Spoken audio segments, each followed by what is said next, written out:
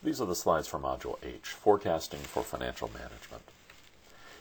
In this last module in the course, we'll be talking about three topics. We'll be discussing the financial planning process as it happens in corporations. We'll be discussing the use of pro forma financial statements in how they're built and how to analyze them. The financial planning process for a company is based on two different premises. One is that a company needs to have a strategic outlook or a long-term plan of some sort. This cannot be as detailed as the operating plan, which would be the short-term plan, but it is very important because it gives the guiding direction and principle that the company needs to follow.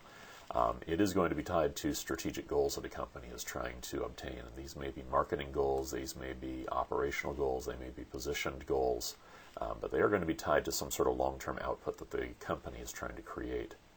And our strategic plan, our long-term plan, is going to guide our capital expenditure budget, our CapEx budget, which would have to do with the acquisition of assets that are going to support that operation in the long term.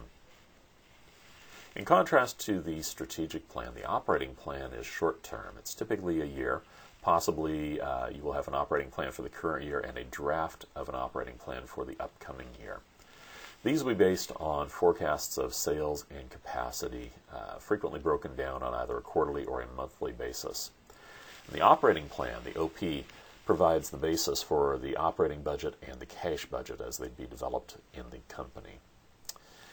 Frequently, the operating plan is used to develop pro forma financial statements in order to predict both profit and cash flow that's expected at the end of the year, and it's this that drives the estimates that a publicly traded company is going to release to analysts and discuss on analyst calls.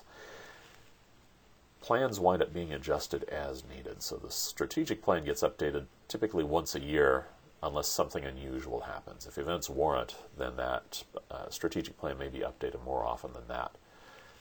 The operating plan, in contrast to this, is updated very regularly. It's usually updated quarterly, and there's frequently a monthly check-in by management to see how is the company progressing against their operating plan. If it's considered necessary to adjust the operating plan, then they come up with a revised operating plan or an adjusted operating plan. The process of doing this is usually based on seeing what has changed in the assumptions that went into the operating plan to begin with, and then how has performance stacked up against the expectations that they had.